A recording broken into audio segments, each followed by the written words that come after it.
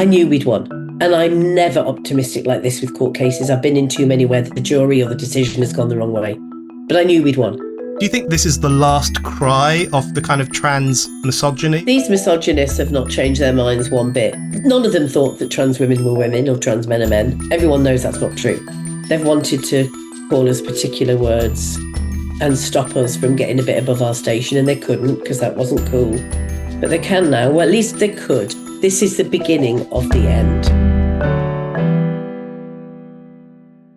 Hello, welcome back to the Brendan O'Neill Show with me, Brendan O'Neill, and my special guest this week, Julie Bindel. Julie, welcome to the show. Thank you very much, Brendan. It's a pleasure. I can't believe it's taken this long to get you on my podcast. I feel quite ashamed of that, actually. Yeah, I figured you'd been no platforming me or something. Yeah, joining all the trans people and not giving you a platform. That's right. I'm very happy that we can rectify it today, not least because you've got this excellent new book out, which is called Lesbians, Where Are We Now? I love that title. Although I think it could just be called Lesbians, which would be maybe even more fantastic. Yeah. But it's a good question as to where lesbians are right now. And it ties in nicely with a lot of stuff that's going on at the moment with the Supreme Court ruling. We've suddenly been told by these 5 judges what a woman is. We've suddenly been told that lesbians can actually gather together if they want to without the presence of a penis. So good stuff is happening. So I guess to kick off, where are lesbians now? Is it getting better? Is it getting worse? How do you see it? Well, it's got so much worse than it had over recent decades. I came out in the 1970s as a teenager. And of course, then we had no legal rights. We had no recourse to the law. There was no such thing as discrimination towards lesbians. You could be, and I was, kicked out of jobs and places where I'd rented to live. Suffered all kinds of prejudice and discrimination. But then things got better for the simple reason that we, the women's liberation movement, the gay and lesbian liberation movement, campaigned and changed hearts and minds and pushed through legislation that was necessary at the time to equalise our status. We didn't ever ask for the rights of other groups of people. We simply wanted them for ourselves. And then things started to go downhill with the advent of queer theory dominating universities and luxury beliefs that were taken up by those with more privilege and time on their hands than they needed. And of course, we then saw the advent of micro-identities, identity politics, narcissism, basically, that seemed to take precedence over what lesbians and gay men were fighting to achieve, which was equality and liberation. And that's why what was the lesbian and gay rights movement expanded to the LGBTQI2 spirit plus, which is pretty much where we are now, although I'm told that you have to have the 2 spirit first. And as Simon Fanshawe has said, it's like an unbreakable Wi-Fi code, not any kind of acronym.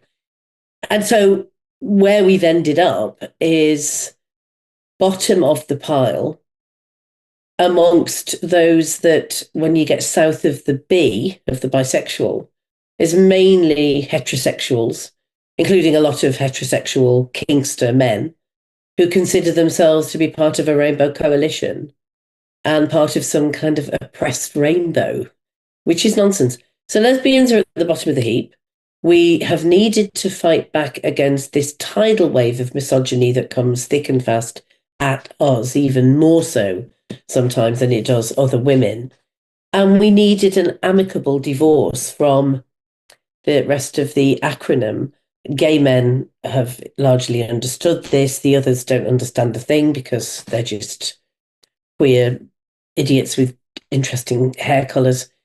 And that's why, when I started writing the book, I decided that it would have to be about fighting back against what has been the biggest onslaught against our rights in my lifetime, which is the gender ideology and all of the liberals who took it up and basically threw us under the bus.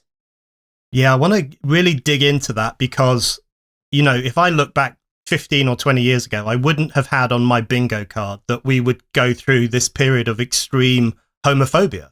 where, lesbians Yeah. in particular got the real brunt of that. So I really want to dig down into that with you and what that represents. But just to stay with the Supreme Court ruling to begin with, because I do want to get your thoughts and maybe even your feelings about this, because listeners will be familiar that the Supreme Court has ruled in favour of the heroines of 4 Women Scotland, who took the Scottish government to court because the Scottish government thinks a man with a piece of paper becomes a woman. And these women said, don't be ridiculous. That's anti-women, anti-truth, anti-science. And they won, which was brilliant. Tell us a bit about your response, because I know you were involved in this issue. You've been involved in it for many years. I think you were at the court on the day that it was the ruling came. Tell us a bit about what it was like and how the women there were feeling when they heard that ruling being read out.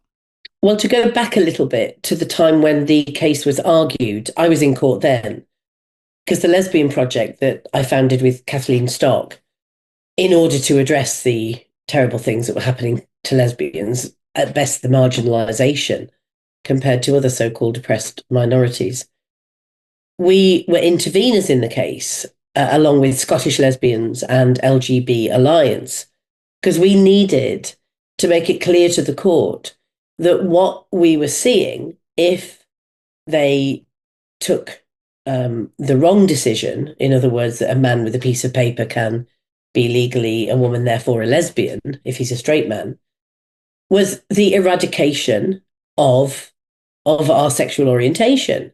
And I don't mean in the hysterical, ridiculous way that trans activists suggest that we are eradicating their entire lives and identities. I mean, actually deciding that lesbians were no longer same-sex attracted females, but were simply same-gender attracted, and anyone, including those, as you say, with a penis, could be involved in the club. And so it would have resulted in a gathering of any more than 25 lesbians not being allowed to turn away a lesbian with a penis and a piece of paper, or a piece of paper on his penis, who knows? And of course, the other interesting thing about this so-called gender recognition certificate that makes a man who decides he is a woman in law is that you're not allowed to ask this person to produce their gender recognition certificate, or even if they've got one, because that's seen as discrimination. So any bloke can turn up, you could turn up, it doesn't matter how you present physically, how you behave, you're a lesbian if you say you are. So we intervened, and I was in court for the arguments, and you could see the way, and I write about this in my book, you could see the way that the KC, who was representing the Scottish ministers, because the case was against the Scottish ministers, was desperately trying to convince the finest legal minds in the land that Pete could come along to a lesbian gathering and say he is a legal lesbian and he has to be let in, but that when John comes along and doesn't have a piece of paper, legally they don't need to let him in.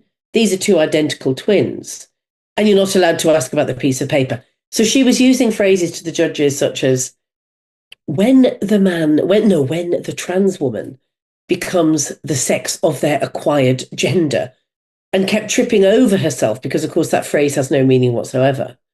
And then was really edging to be let out of that courtroom early for lunch. She was edging to be let out a good half an hour before they usually rise for lunch. And I almost felt sorry for her. I didn't quite make it, but I almost did. And it was hearing the questions put forward by the judges about the chilling effect, which is what we'd submitted in our intervention, on lesbians not being able to be 26 lesbians. In fact, I want to open a club called 26 Lesbians. It was the way that they were asking about the chilling effect, and the way that she couldn't respond except for to say, well, it would be legal for 26 lesbians to meet if it was over a philosophical belief. For example, if everybody's gender critical. So I know some trans-identified people, some men, who actually agree with feminists that you can't change sex and it's bonkers. For whatever reason, they chose to live as the opposite sex, and the medical profession thought it was sanity to assist them in doing so. But they agree with us. So we would have to let in one of those nice, reasonable trans women, in other words, men, unless we decided that we were a philosophical group where we all believed something like, I don't know, asbestos is really good for the lungs. But then if a man came along of any sort and said that he also believed this, we'd also have to let him in. So by the time the KC retired for lunch and probably needed some smelling salts, I knew we'd won. And I'm never optimistic like this with court cases. I've been in too many where the jury or the decision has gone the wrong way. But I knew we'd won. And I was unequivocal on this. And that was it. The lesbians won it. I don't mean because the other submissions weren't utterly brilliant. They were. And their barristers. For Women Scotland, as you say, heroes, Sex Matters, producing the most coherent arguments and literature on this issue and have been for some time. LGBT Alliance, all of them were brilliant.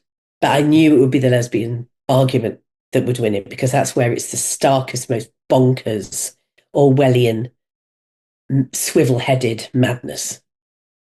I completely agree, because as soon as you start talking about a lesbian with a penis, you know that you've crossed over into the realm of, I guess, lunacy, just outright madness. No one, it wouldn't have made sense to anyone 10 or 15 years ago to have such an idea.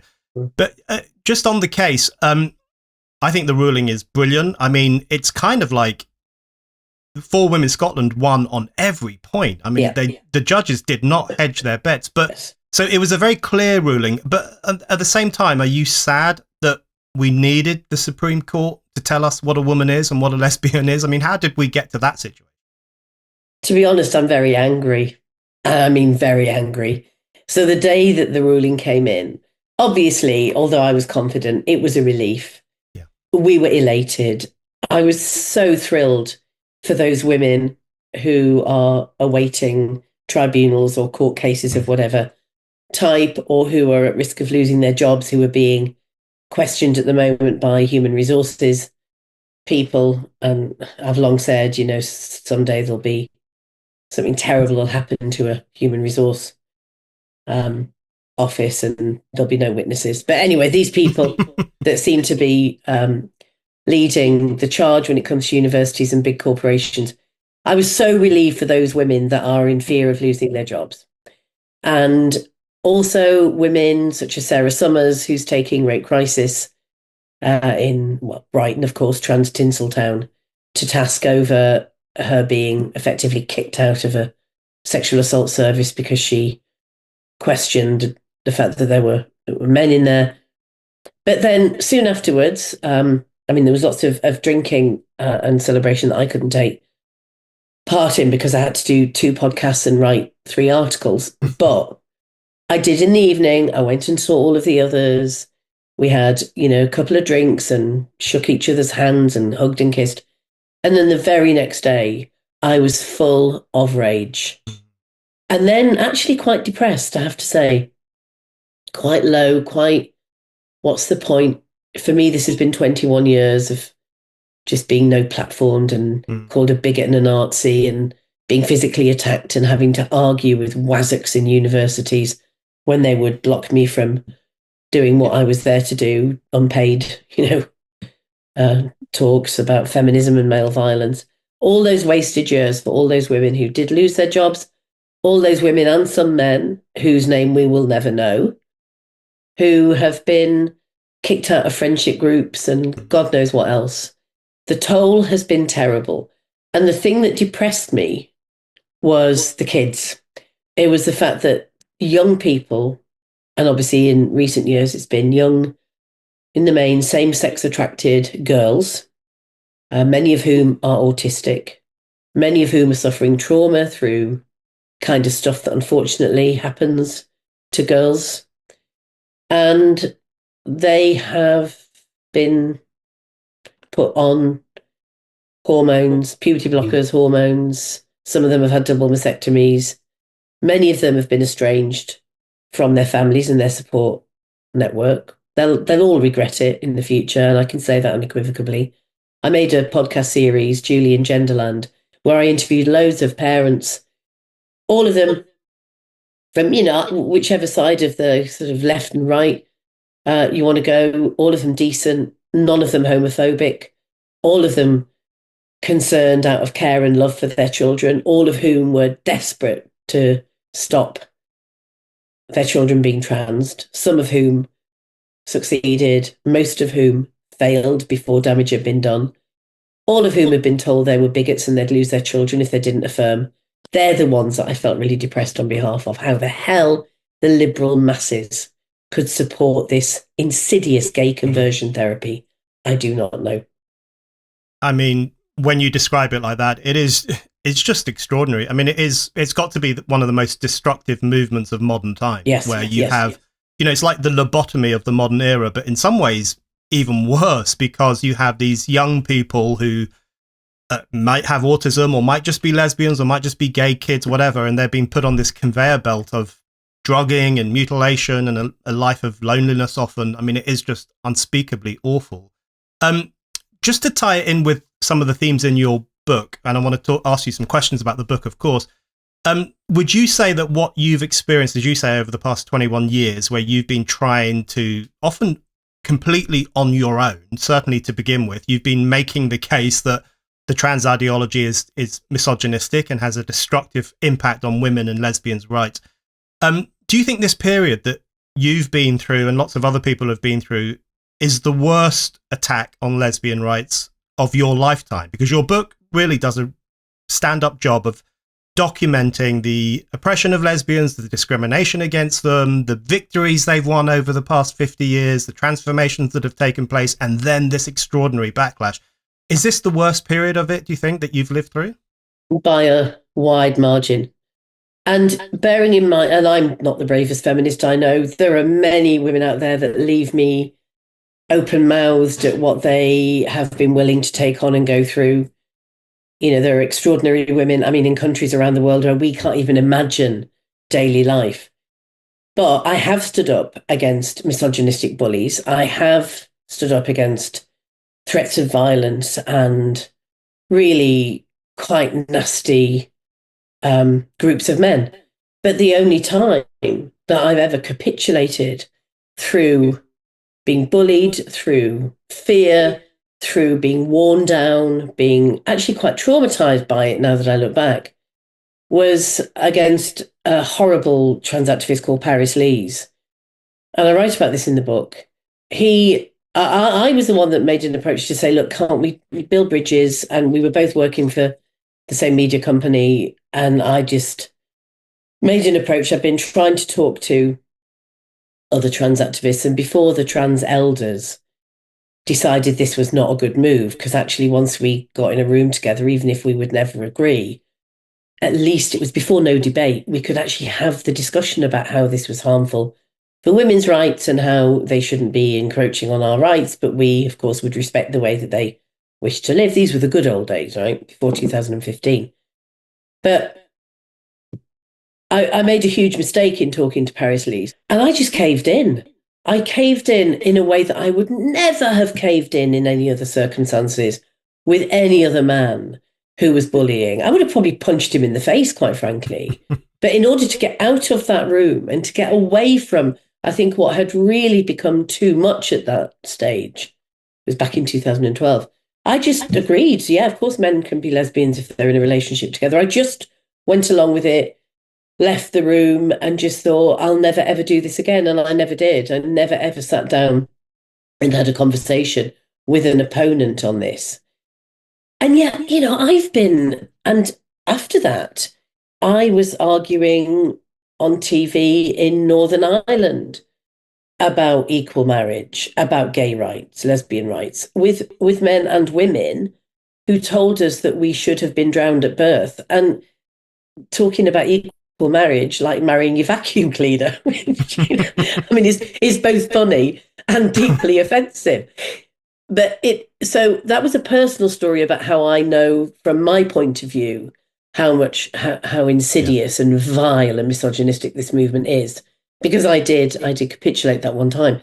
But looking at the broader picture, of course, I see on a regular basis young lesbians who have been bullied out of using the word lesbian. It took us a long time to get to like that word.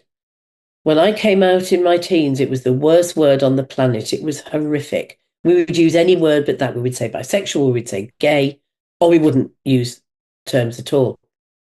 It's gone back to that for young lesbians. We've been told that we should be dragged off pride marches by our saggy tits. That's a quote from a gay man addressing the crowd at one of the pride marches at the end of I think it was 2018-19, when a group called Get the L Out decided that we were no longer going to have, there was minor attracted persons, MAPS, as the euphemism was for child abusers. And then there were the whole trans lunatic lot, and everyone but lesbians was being given attention and credit for fighting the good fight. And yes, I've never seen anti-lesbian bigotry like it. It actually became a descriptor for transphobic. I heard young lesbians at universities, in friendship groups, online, say things like, well, I don't use the word lesbian because it's a dog whistle. By the way, another term I hate. I've come to hate all of these dog whistle ally. I can't bear any of them. Yeah. But yeah, lesbian became a dog whistle for transphobia. I mean, it's extraordinary. It really is extraordinary. And I remember that Paris Lee's conversation that you talked about and which you mentioned in the book as well. And you still get flack for that now. And I often think to myself, listen, at that time, Julie was very much out there on her own, getting abuse from everyone. You know, if she did capitulate in that one circumstance, as you say, that's understandable. I think it's incredibly uncharitable that people look back on that and kind of hold it. Well, some people try to hold it against you. But let's talk about this a little bit in the history of the lesbian fight in the UK, which you talk about in your book, and you talk about your role in it, which was very central. People will know that you played a central role in the struggle for women's rights and lesbian rights in the UK. One thing that struck me about your book, I kind of knew this, or I had a feeling, but it sounds like being a lesbian was difficult in the UK for quite some time, but it was also fun. I mean, that sounds like a ridiculous thing to say, but you do talk about how, you know, this was not the kind of movement that might have been caricatured in the tabloids in the 70s and 80s, a bunch of kind of morose, you know, self-obsessed, depressed lesbians in dungarees, or whatever the image might have been. It was actually quite a interesting, fun, provocative movement. Can you explain what that kind of contradiction, I guess, between the difficulty of being a lesbian in the 70s and the 80s and also the sense of aspiration or fun or pleasure that came with it as well? There really was. And this is because, of course, we have had to have good senses of humour, because the things that happened to us and that we're accused of are ridiculous. Yeah. And at the same time, we had a camaraderie with gay men where we could joke with each other. It was absolutely de rigueur to call each other dykes and shirt lifters and God knows what. Of course, you know, had outsiders done that with malice, then we would have had something to say. But, we were always, very clear that in order to get through the difficulties in our daily lives, and some had more difficulties than others, of course, being raised in families where they wouldn't accept the sexual orientation of their child, or being in the workplace where they were scared that it would come out that they were lesbian or gay. But lesbians always had lots of fun. We were the first ones, actually, through feminism and through looking at critiquing the nuclear family, that genuinely tried what the kids today would call polyamory. We called it non-monogamy. And let's just be honest, it didn't work, right? It was a failed experiment where you could have more than one sexual partner at a time. The insecurity and jealousy was off the scale. We're quite different emotionally to gay men in that sense. But we did try it. We lived in groups together in houses, in communes, and helped raise each other's kids. And we would go out to a bar or a pub or a club to be amongst each other on a very regular basis, because, of course, it wasn't as it then became, which was great, which was that we could just hang out more mainstream and that we were no longer seen as the pariahs that we had been, and therefore we were invited to and wanted to go along to more mixed groups at that time. It was pretty impossible to do. So there was lots of ways in which lesbians would have great times together, and often, and it didn't always work out this way, but we cared very much for each other in general, and we would inevitably split up with our ex. And after a period of shouting and throwing things in the street, we would then become friends. And she would be the ex of somebody else who you were also friends with. And you'd end up around a dinner table where all of you had some connection that had continued through these times. So friendship lines were also very strong. And of course, when it was easier for us to have children as lesbians, as lesbian couples, and have some legal protection for those children and for ourselves as parents, although it wasn't anything I never wanted to do that, then that meant that you would be part of each other's lives in a way that wasn't just the conventional, well, Mark and Alice are going out tonight with Peter and Susan, and they see Peter and Susan every Sunday night and their children are friends together. You know, we had a less conventional lifestyle than that, and it did make it more interesting. One thing I found interesting in your book is the divide that there existed for a period of time between lesbians who talked about being born this way. You know, that's what they are. It's natural, it's inherited, or it's genetic, whatever. And that's an ongoing discussion, of course, popularized to some extent by Lady Gaga's song Born This Way, which became an anthem a few years back. Yeah. And then the view of lesbianism as something that might be not necessarily adopted, but something that could be weaved a bit more into a broader identity or a political identity, or I guess a social identity. I found that really interesting because I think it does tap into some of the discussions that are ongoing now. And of course, it touches on the whole theme of your book, which is what are lesbians? Who are lesbians? Where are they now? What's going on with them? Talk to us a little bit about that divide and why you thought that was an important one. Well, if there had been a gay gene, it would have been discovered by now, because scientists have been looking at this and millions of dollars have been spent in the search for an explanation as to why we're lesbian or gay. And I do believe that sexual attraction is very hardwired at a really quite young age.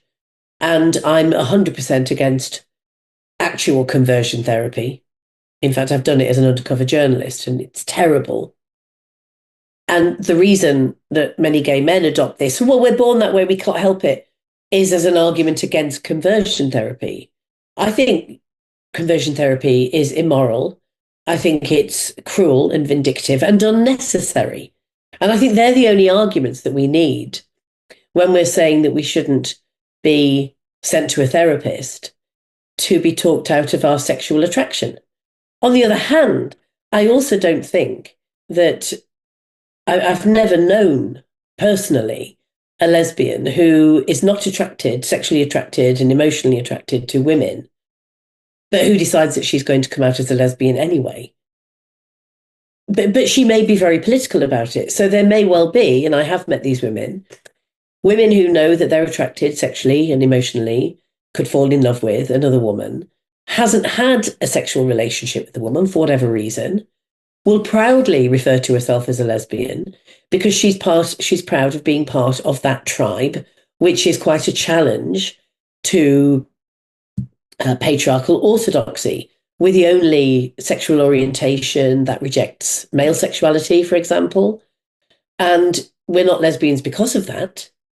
But this is something that we have to contend with. It can be quite irritating to some men who decide that women shouldn't reject them sexually. And maybe that's why girl on girl porn is such a popular genre. Who knows?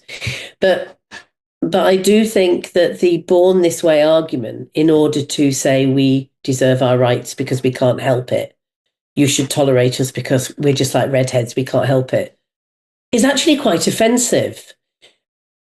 Also, females can't help being female. Um, for black people, that's immutable.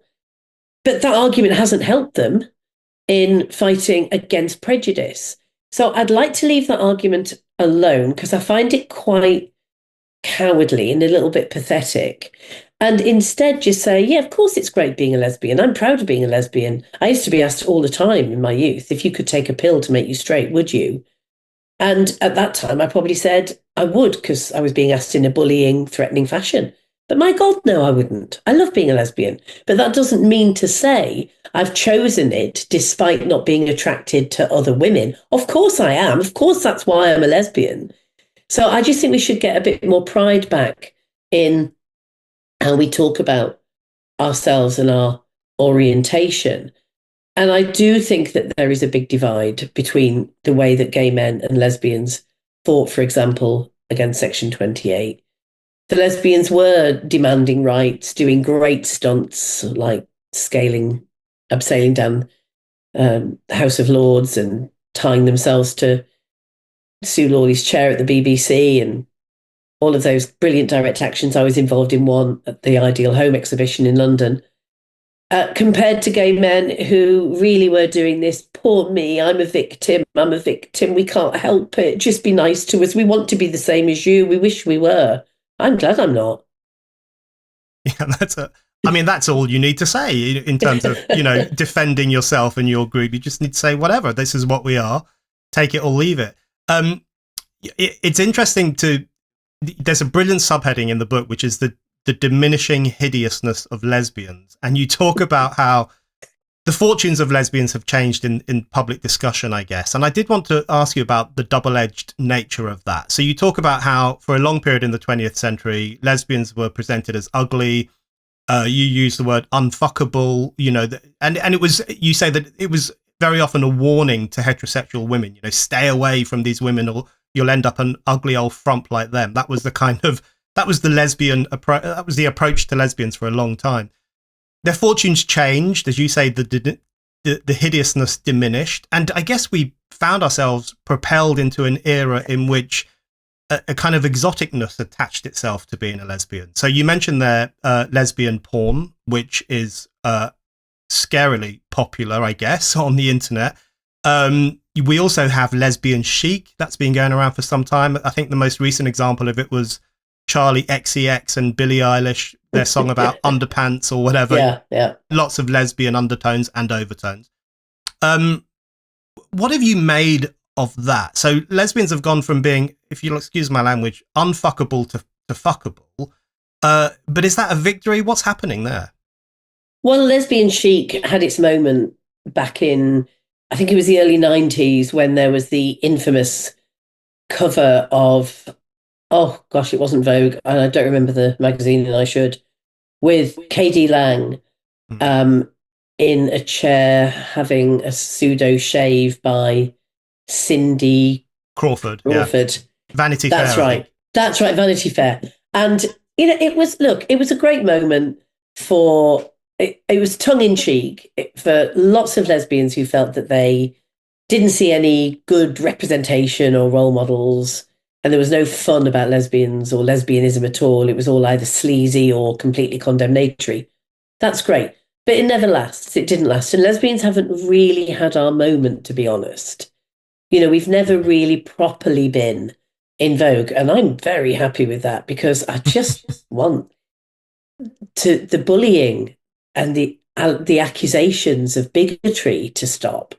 I want lesbians to be seen as part of a proud women's liberation movement where we have the rights that we deserve and don't feel that we have to creep through life apologizing for ourselves. That would be wonderful. And I do think that gay men have had their moment. It's quite sad for me to think about the fact that the very first and only at that time great lesbian role model, Martina Navratilova, is pretty much still the only one. I don't mean that there aren't other lesbians that have come out that are in popular culture that are represented in soaps, really important stuff. There are others. But looking at sport, for example, where Martina stands, there aren't really many others. If you look at the gender horror of the past couple of decades, how many feminist and lesbian sporting icons have done what Martina's done, which is say, come on, we've got female sport for a reason. This is outrageous that you're suggesting putting natal males in a boxing ring or a tennis court with women. So there still aren't those women that are willing to stand up and kick ass. And yeah, I mean, there's the role models who are great because they're lesbians and they dress really cool and they're conventionally, gorgeous. That's all great. That's important. But the ones I think that we really value and look up to and aspire to and get confidence from are the likes of Martina Navratilova. Yeah, I think, that's a point very well made. And what Martina has done over the past few years has been extraordinary. I mean, just really out there making the case for women against the trans lunacy. In your book, there's one line that I just never thought I'd have to read a line like this, but you say, the subheading is how I define a lesbian. And you say, my definition of a lesbian is a woman, i.e. female, who is sexually attracted to other women, i.e. other females. Did you ever think you would have to write a sentence like that? Because, 20 years ago, 30 years ago, 50 years ago, whether people hated lesbians or thought they were fine, whether they were phobic or accepting, everyone knew what a lesbian was. And so when you wrote that sentence, did you have a moment where you thought, what is going on here? Why am I having to tell people what a lesbian is? I really did. There are times when you have to say what a lesbian isn't or what a lesbian doesn't do. And occasionally it's, not all lesbians eat cigars. But serious, I mean, some I'm sure do. But I just thought, oh my God, what on earth is this? But you see, that came from me sitting and staring at a blank screen for about 3 months trying to write this book. Because I was determined in the first instance, I had to ask for an extension for those 3 months, to write a book about lesbians that didn't go into the gender shit. And I couldn't. And then I thought to myself, why?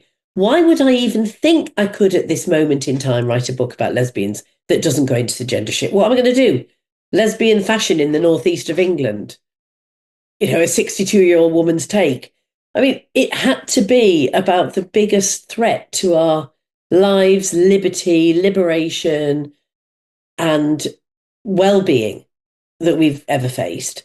But it also had to be a book that didn't mess around, that clearly defined the parameters in terms of what we have gained and what we're in danger of losing, and how, in my view, we need to get back to that, to get back to the real nitty-gritty of protest and saying we're not standing for it, rather than being forced by the bullies into just sucking it up. And there are so many young lesbians that I've met, some of who don't want to listen to me or talk to me, and that's fine. But some of whom do, who've come up to me at public events and said, oh, Julie, by the way, my name's X. I'm really sorry, but I was one of the group that ended up getting you barred from, and then fill in the name of any university, right, over the last 15 or so years. And I now think I was a complete dickhead, and I'm really sorry that I did that. And I was in the LGBTQI plus group, and it was led by a man, and it was really creepy. There was loads of so-called trans women all making sexual advances to us. And actually, here we are now. And we came out of that. Oh, no, this event is great and nice to meet you. And there's loads of young lesbians like that now. But I'm afraid we did have to redraw our boundaries. And that's what it's been about. And that's why the Supreme Court decision is so useful. Because that, of course, the law hasn't changed. It's just been clarified. That can now be used by pub landlords, venue managers who previously have agreed to cancel events that have been booked by feminists, sometimes lesbian groups, where they've caved into the trans activists because they think that they will face a legal challenge from them if they don't. And now, of course, what we can say to these people, including employers, is, oh, no, you don't need to sack that person. You don't need to cancel that group. You don't need to stop that conference from going ahead, because actually the law is on your side. And here's what you say to them when they email you threatening all kinds of nonsense against you. You just say, oh no, we'd be contravening the Equality Act. We can't do that. Yeah, it's brilliant. That in itself is a very valuable development. One thing that has struck me, I've been thinking about this recently, is that when I was growing up, and I'm old enough to remember that you would sometimes hear people say, oh, what that lesbian needs is a good seeing to. You know, if she had a man, a man could fix her. Sex with a man would sort her out. You'd often hear that prejudice around.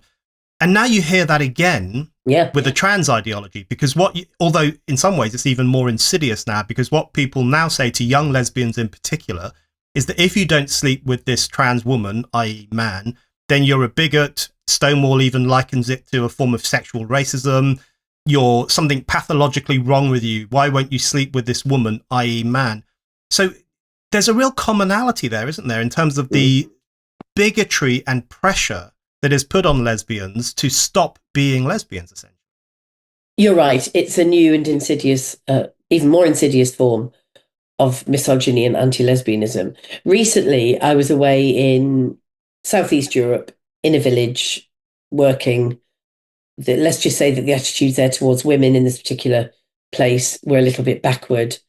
I was in a bar at the end of the evening with a couple of colleagues, and drunken sexist bloke started, yeah, hello, gorgeous, come out with me, I'll show you a good time. And they went from that to dirty lesbian within seconds. And do you know something? It was really refreshing. I felt nostalgic for that old style sexism. I thought, oh, hello, I recognize you, right? No one is going to say what this man has just said to these three women just having a drink quietly at the bar was okay. No one's going to blame you as being a bigot when you tell them, how dare you? Everybody knows their role in this place. He knew he was an arsehole. The barman and the other customers in there thought he was out of order. We knew where it came from. Sorted. Old style sexism. But now you haven't just got trans activists saying, yes, I'm a lesbian. How dare you focus on my genitals, meaning he's got a dick.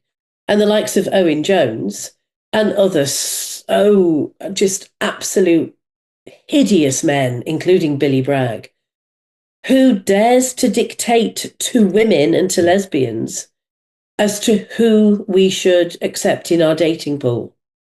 Where my friend Lucy Massoud, a lesbian who was a firefighter and is now a barrister, when she was kicked off Hinge, which is a lesbian dating site, for saying she was only interested in biological females and called a bigot and a transphobe, oh my God, the blue fringe idiots, the Owen Joneses of this world, would have had her as the bigot. That's how Orwellian and crazy. But you see, these men, the Joneses and the Braggs of the world, they've wanted to say, in my view, they've wanted to hurl this abuse at women for a long time. There's a particular sexism of men on the left, which is they've wanted to call us particular words and stop us from getting a bit above our station, and they couldn't because that wasn't cool. But they can now. Well, at least they could. This is the beginning of the end. Yeah, I think it is the beginning of the end. When I think about some of the movements that have contributed to the beginning of the end and this turnaround that we're all living through, you mentioned Sex Matters earlier. Of course, there's For Women Scotland as well, and there's the Lesbian Project, which you run with Kathleen Stock. There's LGB Alliance, and you mentioned Get the L Out, who've done some really good stunts and protests at Pride marches and other places. When I think about the Lesbian Project and the LGB Alliance and Get the L Out, the thing that I find so extraordinary is that these kind of groups are often referred to as hate groups. I mean, especially the LGB Alliance. The LGB Alliance has openly been referred to as a hate group by many left-wingers, and there have been campaigns to get it defunded and to get it banned and to have its meetings banned. Yeah. I mean, it really is just, it's kind of reminiscent of what neo-fascists would have done in the 1970s, which is, fight back against gay liberation. I mean, it really is that extraordinary, isn't it? It is. And we've had recently one of the swivel-headed lunatics that make up the Green Party, Maggie Chapman, almost calling the Supreme Court a transphobic hate group. I mean, really Yeah. mad. And they like book burning. They love no debate. I mean, no debate is over. No debate clearly was over when they realised it was not sustainable and we were taking all of the cases to court and winning. They realised that this had been a terrible, terrible experiment. But of course, during the no debate period, what happened was, and we're now seeing eyes opening and ears opening all over the country and elsewhere, was that the ordinary, let's call them civilians, the people around the UK and elsewhere who are neither feminists and lesbians or gay men and fighting against this, or just, decent people with common sense, realizing the harm to this, don't want their kids to go through it. Or they're trans people living for whatever reason, and I think they've all been failed by the medical profession, but for whatever reason, living as the opposite sex and just wanting to live a quiet life. All of these civilians on either side have been denied the exposure to logic, to the argument. So all you would get was a mantra from the trans activists, and they are bullies. They are really nasty dictatorial bullies. And they would trot out this line, this McCarthyite tactic that they used. And of course, we couldn't then get out into the general public, because our meetings were cancelled and we weren't invited onto the BBC and the like, to say, no, no, no, you've got it wrong. Listen, this is why it's harmful to us. We're left-wing lesbian feminists.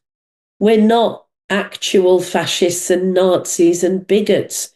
You can't turn an entire groups of people who they would say were on the right side of history a decade ago.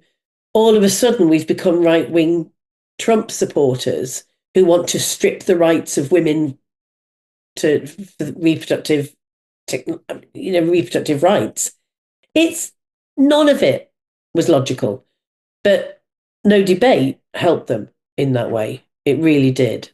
But you're right, these people have behaved in ways that, my in-laws lived through McCarthyism. And although they died a few years ago, they saw this stuff as it was building up and said, it's like the McCarthy era in so many ways.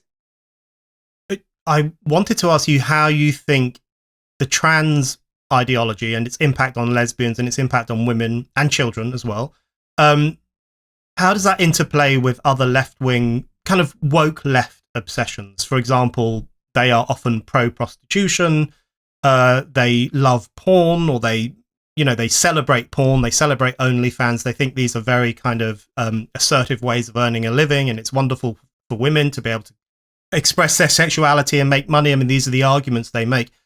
I mean, these things are all interlocked, aren't they? Because when I listen to woke leftists or even kind of neo-feminists, the kind of, I don't know what wave it is, I lose track of the waves, but whatever wave it is that was pro-prostitution, pro-sex workers, they would call it, and pro-porn and pro-trans women are women, all of those things have one thing in common, which is that women lose out as a consequence of all of those industries. So how has it happened where so-called new feminists and the supposed left have embraced an ideology that is measurably, palpably harmful to ordinary women?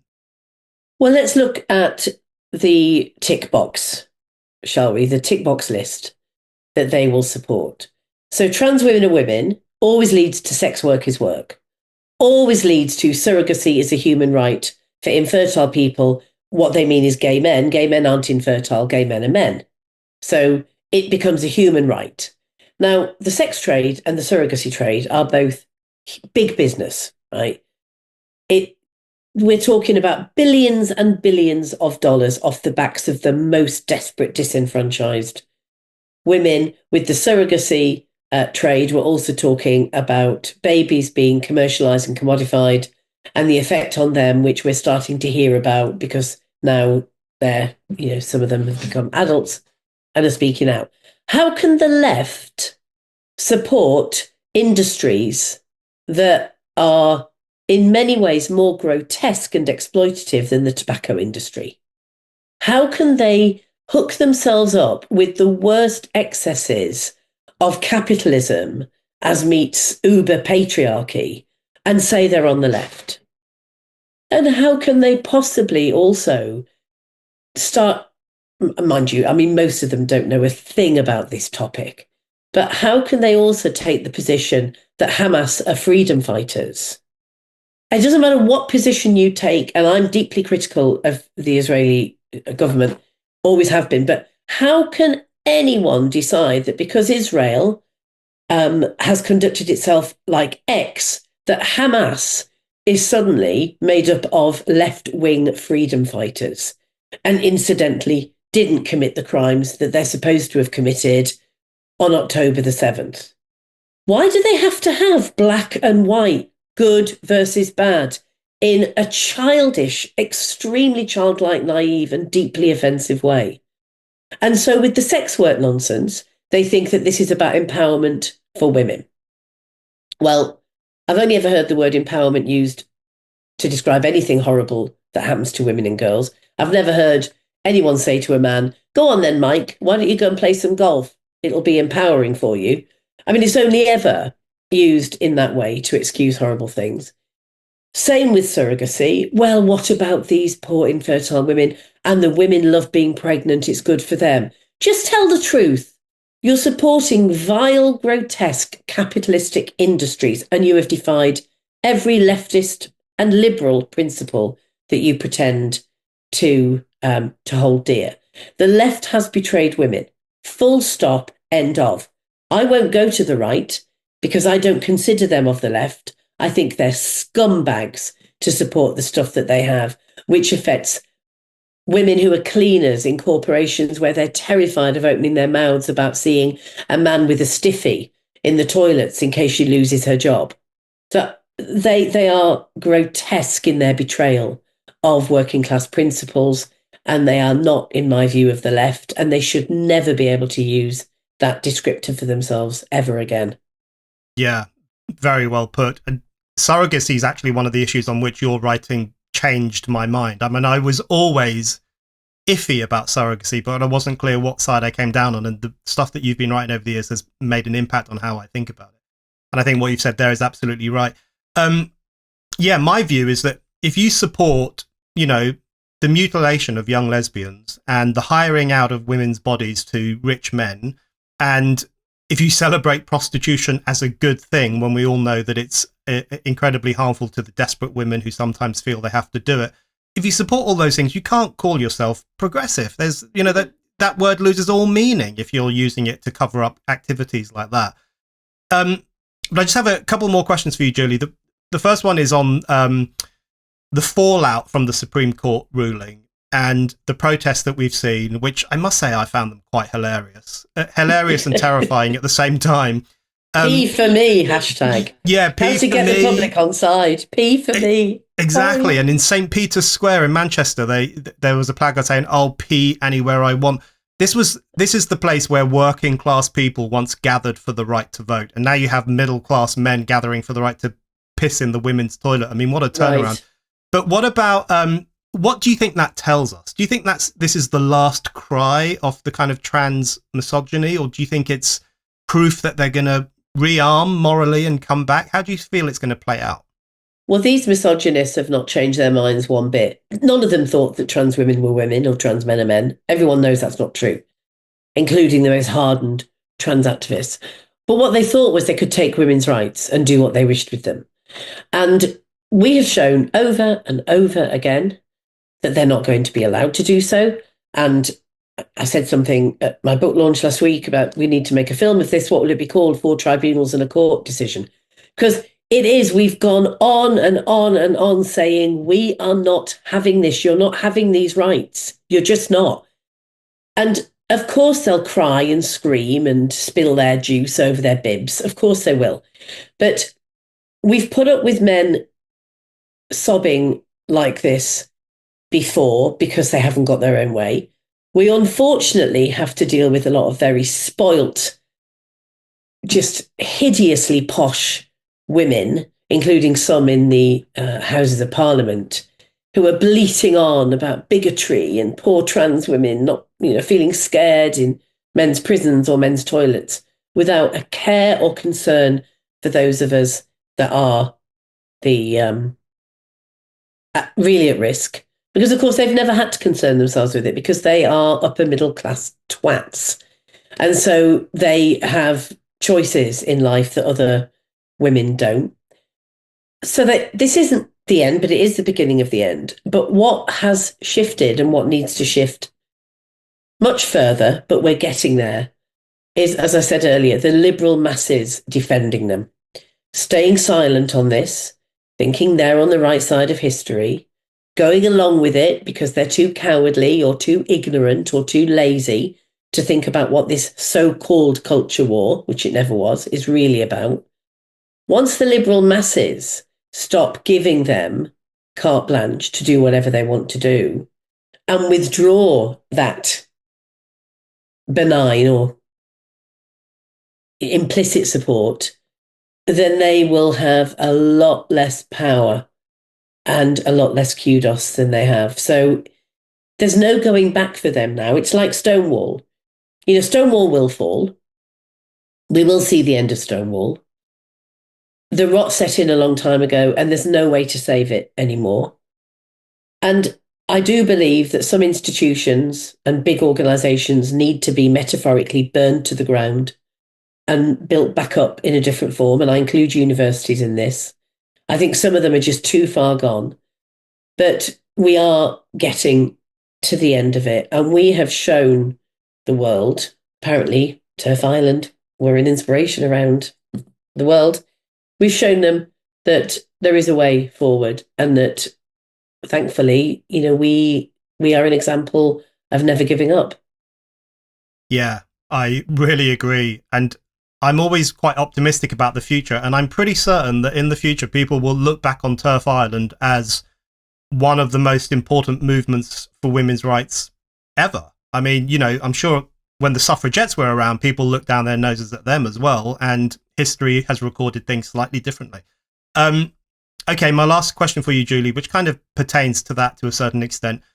As I was reading your book and reading the profile of you in the Sunday Times and just listening to you talk over the past few years, I often find myself wondering, is Julie Bindel in danger of becoming a national treasure? And is that something that you've thought about and considered? Is it something that scares you? How do you feel about that? Well, absolutely not. Definitely not national treasure material. I live with someone who very probably is a national treasure. And that's, I think, the right way round. I'll just be there agitating and never being part of that elite establishment. I mean, I have a very privileged life and, I'm in the media and I live in a nice house in North London, all of those things. I'm not pretending that, I'm still the semi-feral person that I was in my youth. But no to the national treasure. But what would be nice is if people stop thinking that they can call me and the likes of me, who have actually spent quite a lot of time, unpaid time, throughout my adult life, fighting for the rights of other women, including lesbians and gay men, if they just stop calling me a Nazi and a bigot. I mean, maybe they could try out things like one of those mid-range dictators for a change, rather than just go straight to Hitler. Anything would be an improvement. But I think that would be nice, to never be called a Nazi and a bigot again. Julie, thank you very much.